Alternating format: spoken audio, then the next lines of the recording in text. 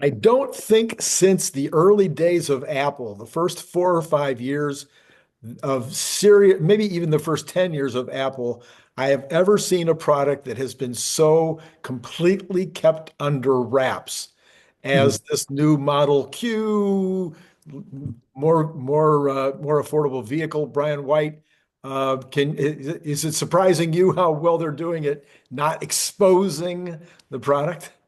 Um, Brian Wong, but Oh yeah, also Wong. Yeah, Wong. no Sheesh. worries, no worries.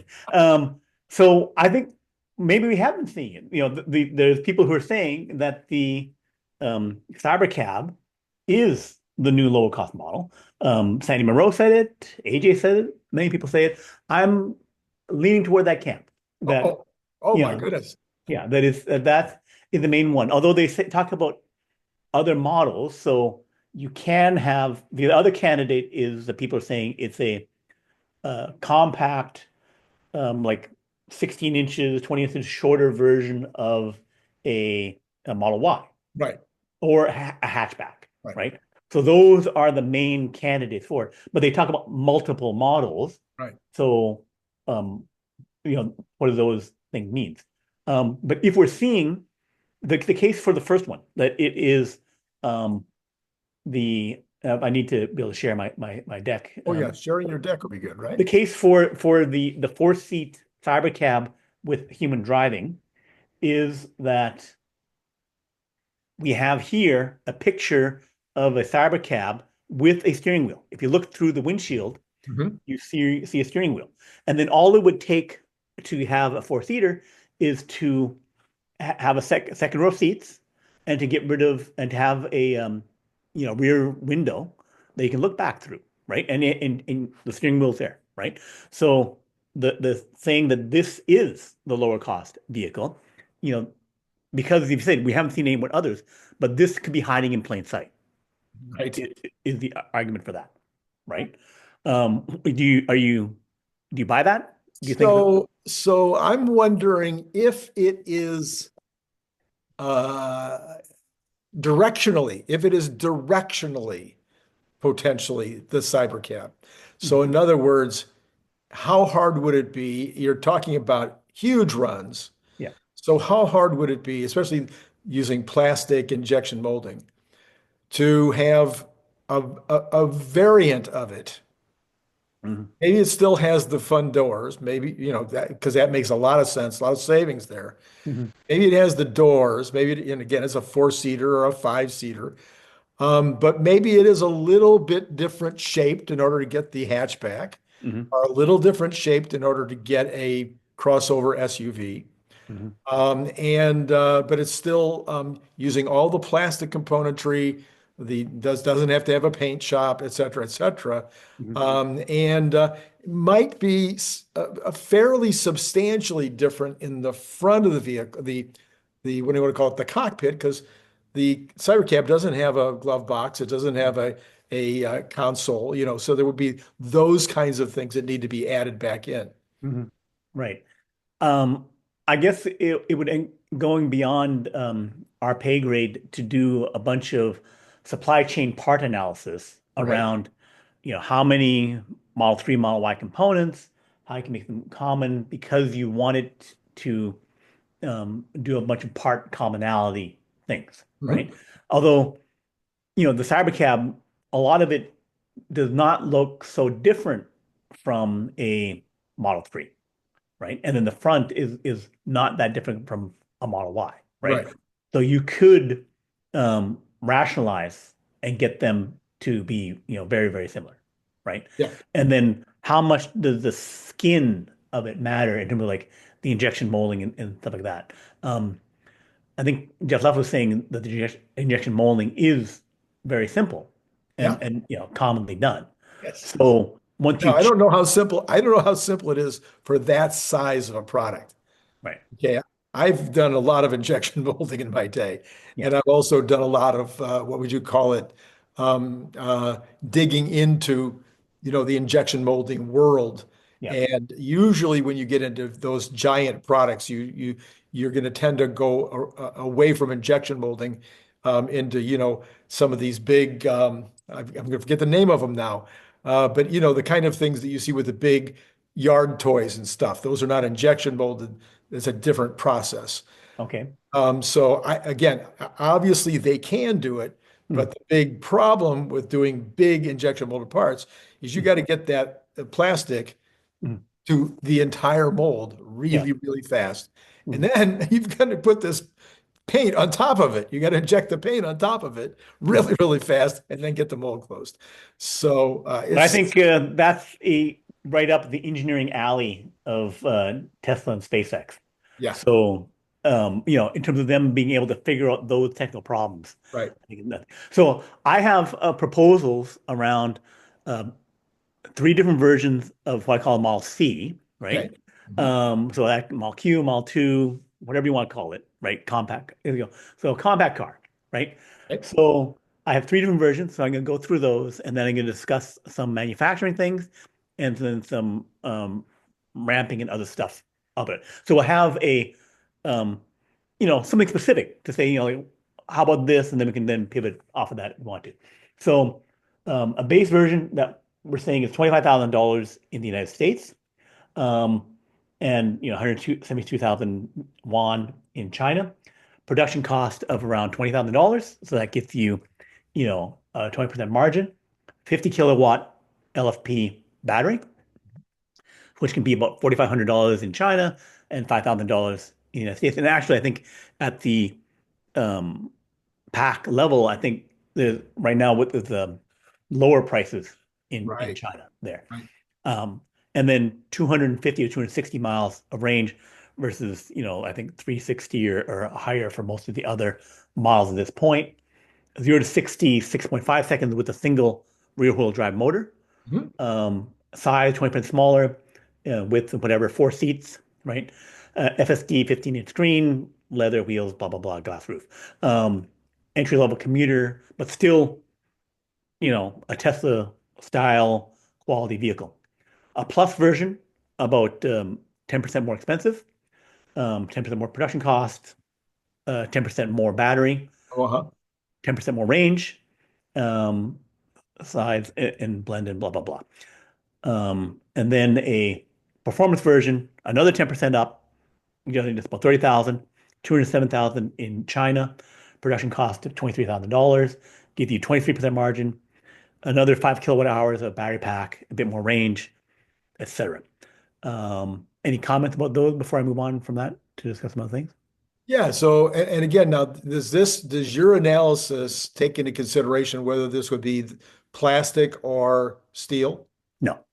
Okay. So it doesn't matter to you either Right. one. No, I'm just ballparking some performance, size, Right. um, market positions that we're talking Gotcha. about here. Gotcha. Yeah. Mhm.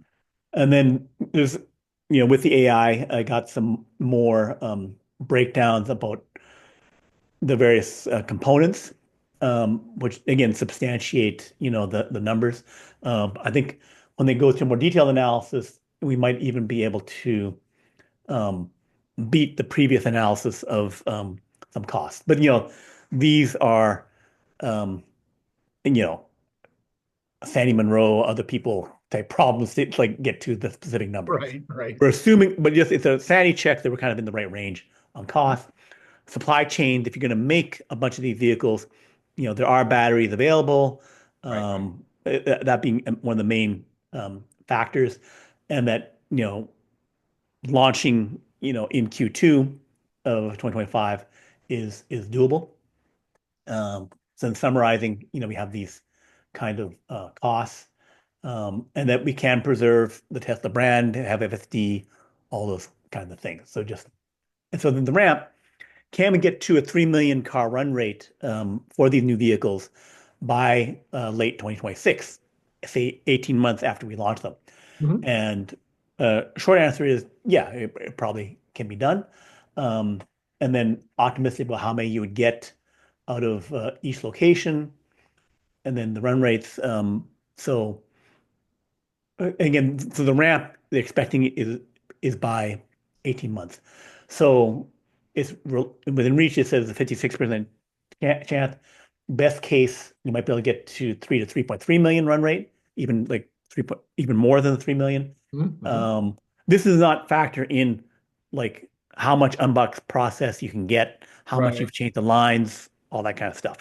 Um, and then capacity tops out at 3 million. And then this, if we're overlapping this with a pure Cybercab next year, Mhm. then I think some of the capacity stuff goes to that.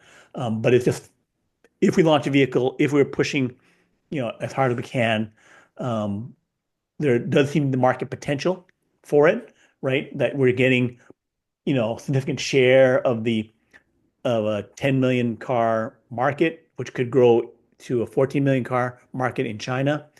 Because we're talking about, the main um, type consumer models, competing with the BYD Dolphin, um, Chevy Bolt, and all those kind of things, which are lower priced vehicles. Getting that bigger TAM that always discussed. Um, so then, if you have 3 million, then getting to 2.8 million just in China, if you had a really compelling vehicle, then you can get like a big chunk of that market because it's really a big market over there. Um, and then the US, could get to, if the EV market grows to 2.5 million cars, then having a sub $30,000 car, they're saying, 800,000 units, maybe even a million units is not impossible from that. Europe, they give their analysis in the rest of the world. So basically saying that, 800,000 units forget 40% share of the compact market. Um, and then rest of world, you could get 500,000 units. Okay. And that's basically it. Um, so yeah. So here's my number one question. So unless they change their mind, Mhm. this is supposed to be made on the Model 3, Model Y line. Mhm. So we've got this combination. We've got the idea that everybody loved the look of the Cybercab. Mhm. So I think that partly that's why people are, I just flipped this or something. Mhm. There must have been something I did with my hands that caused that to happen. Okay. So anyway, um, they're so if they're everybody liked the look of the model of the Cybercab. Okay. So whether or not they were planning to make it look something like the Cybercab, they might have had still had time Mhm. to give it more of that look. Mhm. Um, if they're going to make it in, if this plastic thing makes so much sense, obviously eliminating the paint department is a huge thing, but it's got to look good. As whereas the Cybercab can look funky, Mhm. I think, but the 30,000, 25, $30,000 car has to look good. Mhm. Right. Um, so I don't know how good it's going to look at this point. Mhm. Maybe this plastic thing would look great. Mhm. I think Jeff was even talking about the possibility of some kind of a combination of aluminum and the injection molding and the not and the paint. Yeah. But I guess my question is, if it's going to be a Model 3 line, can we still accomplish all of that? Mhm. Um, if you're doing injection molding, supposedly, I think Jeff was saying that you get rid of like 20 to 40% of the factory because of the no paint. Right, So that's a huge advantage. But the question they've had 6 months, a year of available time to get things set up. So even right, though they said, without changing existing lines, right, you know, it seemed that they have plenty of room and areas to get this working. But then the question is like, if you make any significant change like that, even though there's benefits, how much does that complexity, you know, slow you down? But that being said, like, it seems like they're going towards a pretty much full um, out of the box process thing next year with Cybercab. right. So then if you're going to go 100% next year to that, then going halfway here is not, it's a de-risking move that I'm learning what I'm going to have to do anyhow. Right. They seem to like do for Cybertruck. We need to get to unboxing, but then we need to do 48 volt architecture, and so we do that. Um, then it goes to supply chain questions. If I'm the more I'm going to do this new thing, can suppliers help me do that? Right. Can my new suppliers on injection molding keep me going there? And those are kind of like detailed, you know, like, like, so they're constrained by what their suppliers can do. Mhm, mhm. Yeah. Yeah. So, Well, it sounds like the injection, I mean, it sounds like the injection molding is going to be in-house. yeah. So that means they just have to be able to buy the polyurethane and this I'm assuming it's a polyurethane paint, Mhm. because that's how you're going to get the bonding. Now, I'm not enough of a chemist to know that maybe you could use, some other substrate in that paint and not be polyurethane paint. Yeah. But I'm guessing the substrate is polyurethane in the paint as well. But so those would, I guess, be the two main suppliers in terms of the plastic. And generally speaking, plastics manufacturers, if you give them the formula, and say go, they can make you a lot of plastic in a short time. Right. The paint, I don't know completely. I mean, I bought a lot of different kinds of paint in my life for manufacturing purposes, Mhm. for plastics manufacturing, but I don't really know the plastic, I'm sorry, the paint manufacturers, what kind of capacity they do have to be able to ramp really quickly. And I don't think that's something they would do in-house. And the other thing is that, even if it's all, yeah, suppliers can do it, this can do it. This would be, the first vehicle that they're making in million unit volume or plus that is doing things some different way. Right, Even though, okay, yes, everyone else has done injection molding. This would be the first time they have done injection molding because none of the other cars have it, right? right. And then if they make part changes, this will be the first time they have done it. So they may be engaging new suppliers, old ones. So there's um, non-negligible risk, to doing many of these things because I need to, without a doubt, scale to 100,000 a month, 200,000 a month in a very quick hurry. Yeah. So there can be no hiccups in it. Just like for, like the 4680 battery, it all can work. I'm making a gigawatt of them, but my hiccup was going to 100 gigawatt hours per year, right? I had a bunch of trouble because I did certain things. So the any kind of like, and I'm going to do it different, even when you're as capable of Tesla, Mhm, mhm. you can say, I'm going to do something that could get screwed up. Yeah. Yeah. So, and the whole point of this thing was I'm going to bring it forward to have less risk. So, what does that specifically look like, right? Yeah, and I think where I am completely over my skis and out of my pay grade is with regard to things like shortening the wheelbase. Hmm. What would that mean? Hmm. Is that a big deal? Is that a small deal? Making Hmm. the battery pack smaller, or do you just make the battery pack the same size and fill it in with foam where you don't have batteries? I mean, I don't know those kind of answers. I know I've heard little bits and pieces about other companies that are Hmm. putting fewer batteries into their battery pack than the space allows and just filling it in with foam.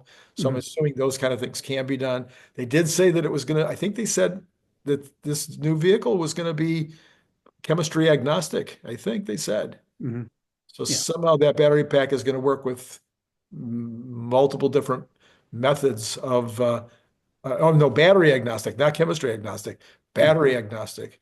So that would be very, But that goes to, like we had just left on here, he would say, oh, bad, switching in batteries, yes, you can do it, but then you're, creating a bunch of extra complexity, which I don't think they want to do. So I think one of the main insights for my thing is that a very compelling vehicle can be made in a hurry, and that the price range on it, 25 to 30,000, just do is it. something that is more aggressive than most other people are saying. Most other people are talking about like a $35,000 car because we're at 42,000 for the lowest price Model 3, and then people have thrown the $25,000 car out the window. And because it's, inflation and other things like that. I think it's still achievable to get there. And they may not have talked about it to this point until they actually release it, because if they say, well, we're actually going to make it 25,000 to $30,000 for different models, people say, well, I'm not going to buy $40,000 this other car. I'm going to go wait for that because that's like a major drop down of like, $15,000. Right, Right. right. So that's something that within months, it could be like 2 months. If you're going to have your release day, your event, because it would be an event where they would show it off, right? Then that would be like, say, 2 weeks before some major production, whatever stuff like do. So you announce it, you actually have it, a week later, 2 weeks later, because people need to fly out, and our friend like Larry Goldberg may need to drive down there, all that kind of stuff, right? And then you have the event, and then you start ordering the right time, and then you actually release. So if you're going to actually release any kind of volume in June, you pretty much need to have your day end April, end Right. of Right. May. It's, and then, and of course, the funny thing is, I mean, they had a Cybertruck day, but they didn't have a Cybertruck day at the actual launch. Mhm. They're not having a day for the Y. They didn't have a day for the 3 Yeah. on the upgrade. So who knows? Maybe they just put it in commerce and have a bunch of YouTubers, do reviews like they have the last couple of times. It's possible. Well, for the performance, yeah, the Model 3 refresh, Right. they didn't have any day. They just put it out there, and then they had some influencers, yeah, do Right. it that way. That's what Right, they did with the Cybertruck too. right, right. Yeah. Okay, so that could be the new standard where they don't have a day, and they just Yeah. like, Yeah. Yeah. okay, It'd be sad not to have the days anymore, right, right. but well, okay. So, I hate to use the word at the end of the day. Anyway, um, does it really matter at this point? Mhm. Is it a little bigger than some people think, and it's doesn't look like a cybercab? Does it look like a cybercab a little bigger than the cy? I don't,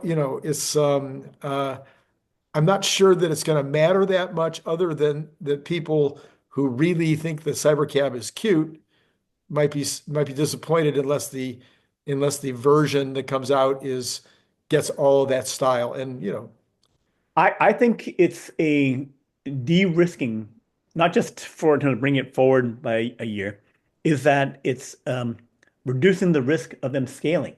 That if they just went straight to Cybercab uh-huh. and they're going to make 2 million on a line and all that kind of stuff, Oh, there's all kinds of stuff in terms of like suppliers and other stuff where it's like they have to go from like whatever to, you know, 4 times as much, right, right? Just boom, right? So having it go double or ramp to double, right? Okay, I'm ramping up on new Model Y and now a bunch of similar parts and stuff like that for this new thing.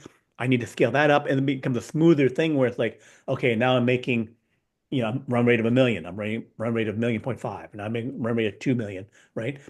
Then when I have new Cybercab and it's like even more volume, right? Okay, now I'm making, so having that smoothed out where it's like I'm doing things that I have more, a full year, or whatever to ramp up and figure out, and my suppliers have time to figure that out, right, right? right, Because them going from, potentially nothing or 1 million to 4 million, right.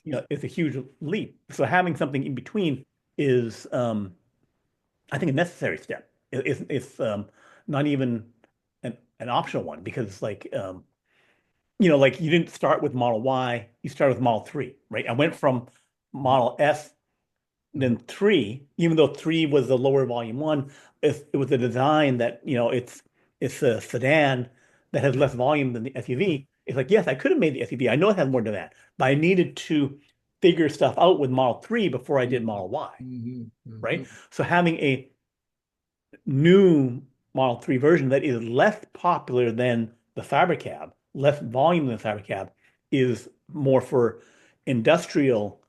We have to figure this out. There's many important things to figure out before we go there, Yeah. right? So that's why I think it's like the Model 3 to the Model Y. this version versus the Cybercab. So then that goes to making it, a bridge towards the Cybercab design and injection molding, all this kind of stuff. Right. So it's like what makes sense for them production wise and supply chain wise, other thing wise to do in this other version. So it's not just decisions for people, customers, but it's decisions on their supply chain production and other stuff as their intermediate step to the next thing. So Bradford Ferguson thinks that the Model Y after the refresh will be a 3 million unit seller. Yeah. I didn't ask him. I'll be doing uh, we'll be doing our show right after you and I get finished here. I haven't asked him whether he thinks that's because of FSD once it's unsupervised, or whether he just thinks even without FSD, it will just be that popular and grow that much. What do you think? I think you have to get FSD in there to drive volumes that high. Okay. That having a really, really great Model Y, because the previous one was at 1.2 and now this version, I could see them selling 1.5 million if they were to get efficiencies where they could drop the price Hmm. 2,000, 3,000, $5,000. Then I can see you gain to 2 million. Hmm. And then again, if you continue to drop the price a lot because of efficiency, but Right. I think that 3 million without FSD would be meaning that I could make a $30,000 version of it, Yeah. right? Drop from 45,000 to $30,000, which they have never made those kind of like leaps and bound drops in price, right? So, Yeah. So speaking of FSD, you had also had a little short conversation with me the other day about FSD in China. So the FSD in China was a very big deal. It didn't affect the market apparently because the market kept going down. But it's a very big deal in that we wanted FSD in China. It is the same, version, exactly yep, the same software, product that we have in the United States, even though it's not named the same. yeah.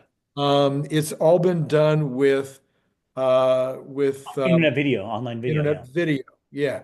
right. So talk to me a little bit more about the internet video part of it, Mm. and also what that means for other parts of the country, other parts of the world. So they, in order to get, understanding of Chinese street signs, they also have some different roads where if you go into some bus lanes and stuff like that, you can get, instantly ticketed, punished, and stuff like that. So they have some unique things about their roads, street signs, as well as lanes and other stuff like that. So they were able to use video from that people posted to TikTok or other places of people driving around and of streets in China where they see the signs and stuff like that, and also looking at them at certain intersection crossings and that kind of stuff. So they were able to one read the Chinese, read their different signs, figure out the road conditions, all from internet video. The reading of signs is just like you could clearly create viable versions of the signs to train on based on language translation and popping that into your simulation, right? That'd be, I think, trivial to do if you didn't already have it. And then having more videos to do that, pop it into your world simulator and generate all that stuff. And they were able to probably expand that data. But the main thing is that previously it was like you're not allowed to send driving data from China over to the United States because we're concerned that you'll have covered your driving data would show some secret base or something like that. So they don't want you to do that. So this means that just from this trivial level of driving videos, you're able to learn all the languages, all the signs, all this other stuff. So that's very encouraging. That one something that we thought was a barrier is gone. And then for any other market, being able to learn new signs and something that looks like a trivial thing. So being able to localize is basically looks like a solved problem. And so you can also localize easily for when you get unsupervised to say, okay, and now do that we're doing the unsupervised in the United States, do that in China, you know, localizing looks like a trivial solution, a trivial problem. Okay. So some people said, well, does that mean that we're going to lose our moat that if it's so trivial to use to use this video content in order to, teach in order to use as training for the video, I mean for the product, is the moat gone? So I would say the issue is you first must have your really great and working FSD or robotaxi software, and then you can localize it. The fact that, I can make a LeBron James in the United States, and then I can fly him over to China and have him wear a Chinese suit and read Chinese signs, with a translator, is the hard part was making LeBron James in the first place, right? And so the fact that we are able to localize it is we we overestimated the difficulty of that. I got But you. still, the first part is I don't have I haven't drawn Excalibur from the stone to begin with, right? Right, right, right. Well, that's still hard. So the underlying, somebody else I heard describe it is like a teenager. The teenager has all of this information, that a baby doesn't, Mhm. and not as much information as an adult will in another 10 years. Yeah. And so the teenager can sort of drive, Right. but pretty much if you give a 35-year-old the car and send them out to drive, they would have that much more information to be able to learn to drive quickly compared to the teenager. And of course a 2-year-old, if you ask them to drive, they wouldn't be able to at all. So that's, I guess, is that kind of does that analogy make sense to you?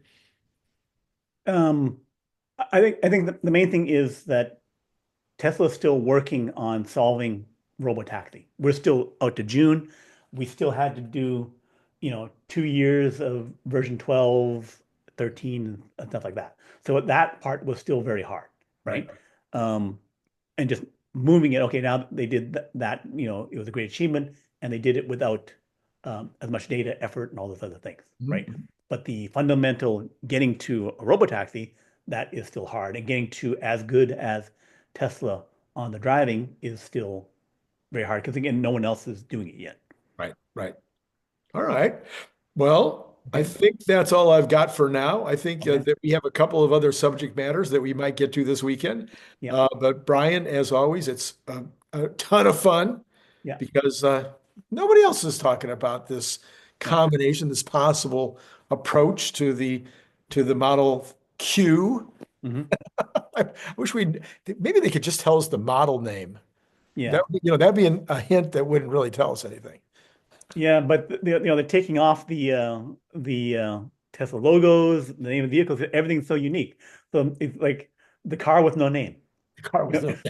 no name. So it's like Clint Eastwood, and Yes, I was gonna start singing, but yeah, I couldn't quite remember exactly how the tune went. right. All right, Brian, thanks so much. And to all of you out there, it has been great talking to you.